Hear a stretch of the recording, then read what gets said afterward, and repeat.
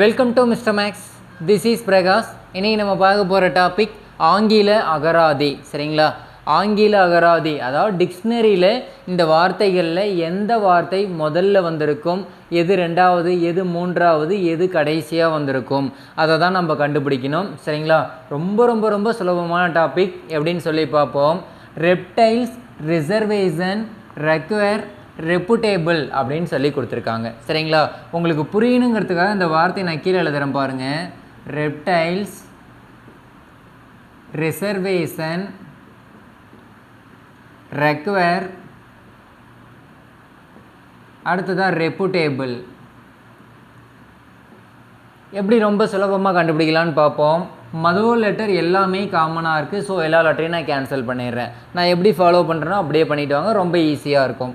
அடுத்ததாக ஈங்கிற லெட்டரும் காமனாக இருக்குது. அப்போ அதையும் கேன்சல் பண்ணிடலாம். அடுத்ததாக பாருங்கள், பிஎஸ்கியூபி. இதில் எந்த லெட்டர் முதல்ல வரும் ஏபிசிடியில் அப்படின்னு சொல்லி யோசிக்கணும். சரிங்களா?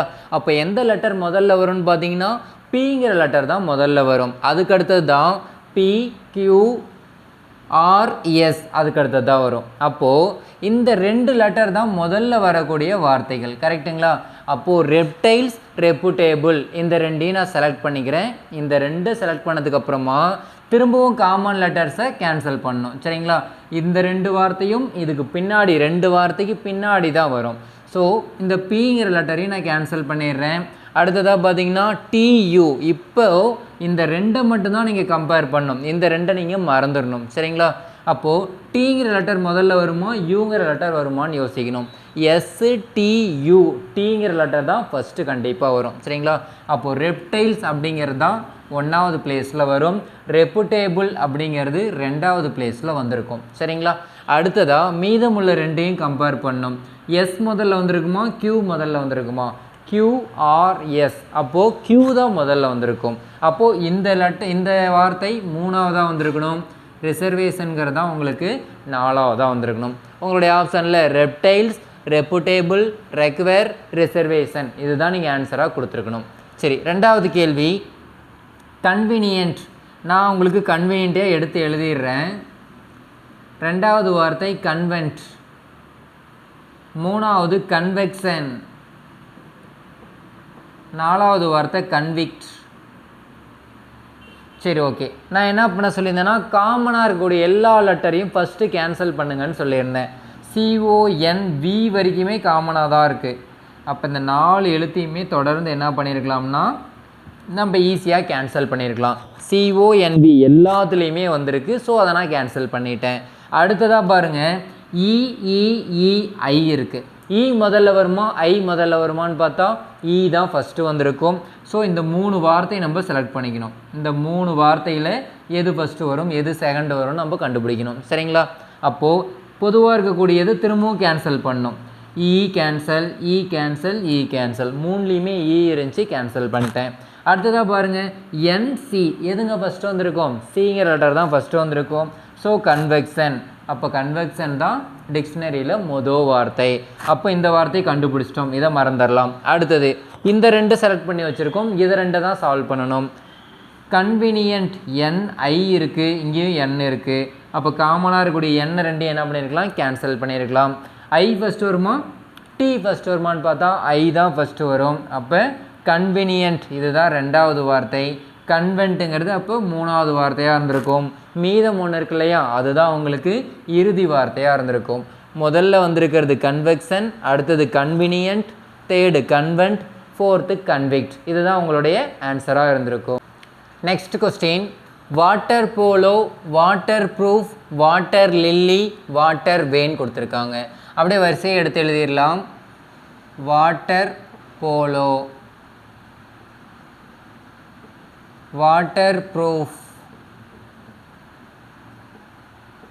வாட்டர் லில்லி, வாட்டர் வேன் சொல்லி வந்திருக்கும். சரிங்களா? எத்தனை எழுத்து காமனாக இருக்கோ அதை கேன்சல் பண்ண போகிறோம். 5 எழுத்துமே கேன்சலாக இருக்குது. வாட்டர் மொத்தத்தையும் என்ன பண்ணியிருக்கலாம், தூக்கியிருக்கலாம். அடுத்தது என்ன வந்திருக்குன்னு பாருங்கள், LMNOP. அப்போ ஃபஸ்ட்டு எல் தான் வந்திருக்கும். சரிங்களா? அப்போ அதை முதல் பிளேஸ் கொடுத்துடலாம். அடுத்ததாக மீதி இருக்கக்கூடியது பிபி, அது ரெண்டும் தான் அடுத்தது எது செகண்டு எது தேர்டுன்னு போட்டி போடணும். சரியா? அப்போது பி காமன் லெட்டர் கேன்சல் பண்ணிடலாம். ஓ ஃபஸ்ட்டா ஆர் ஃபஸ்ட்டான்னு யோசிக்கணும். OPQR, அப்போ ஓ தான் கண்டிப்பாக ஃபஸ்ட்டு வந்திருக்கும். அப்போ இந்த வாட்டர் போலோங்கிறது தான் செகண்ட் பிளேஸ். அப்போ அதுவும் கேன்சல் பண்ணிட்டா வாட்டர் ப்ரூஃபுங்கிறது தேர்டு பிளேஸ். மீதம் ஒன்று இருக்கிறது தான் என்னது ஃபைனல் பிளேஸாக வந்திருக்கும். ஃபஸ்ட்டு பிளேஸ் வாட்டர் லில்லி, அடுத்தது வாட்டர் போலோ, அடுத்தது waterproof, last one waterway. அடுத்த கொஸ்டின், டெம்ப்ளேட், டெம்பரேச்சர், டெம்பரரி, டெம்பிள்னு கொடுத்துருக்காங்க. டெம்ப்ளேட், டெம்பரேச்சர்,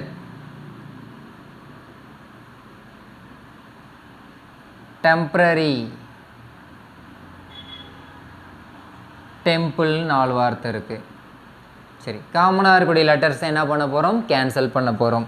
TEMP வரைக்குமே காமனாக இருக்குது. ஃபஸ்ட்டு 4 லெட்டர், அந்த 4 லெட்டரை கேன்சல் பண்ணிடலாம். ரொம்ப ரொம்ப சுலபம். இன்னும் ஆப்ஷன்லேருந்து போனால் உங்களுக்கு இன்னுமே ஈஸியாக இருக்கும். பார்த்தோன்னே கண்டுபிடிச்சிடலாம்.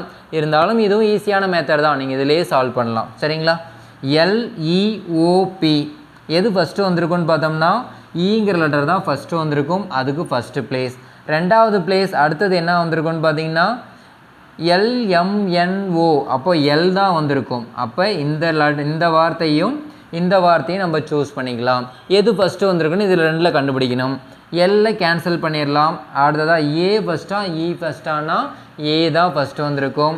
அப்போ இதுதான் செகண்ட் பிளேஸ். அப்போ ஃபஸ்ட்டு பிளேஸ் வந்து டெம்பரேச்சர், செகண்ட் பிளேஸ் வந்து டெம்ப்ளேட், தேர்டு பிளேஸ் வந்து டெம்பிள். அப்போ மீதம் இருக்கக்கூடிய லாஸ்ட் ஒன் என்னதுன்னு பார்த்தீங்கன்னா டெம்பரரி, அதான் உங்களுக்கு லாஸ்ட்டாக வந்திருக்கும். சரி, ஃபஸ்ட்டு வந்து temperature, second template, third temple, fourth வந்து டெம்பரரி. சரிங்களா? சரி, ஓகேங்க. நம்ம நடத்தக்கூடிய விதம் உங்களுக்கு பிடிச்சிருந்தா உங்களுடைய ஃப்ரெண்ட்ஸுக்கும் ரெஃபர் பண்ணுங்கள். கண்டிப்பாக உங்களுக்கும் யூஸ்ஃபுல்லாக இருக்கும். நம்ம மீண்டும் நெக்ஸ்ட் கிளாஸில் சந்திப்போம் வேறொரு டாப்பிக்கில். தேங்க்யூ.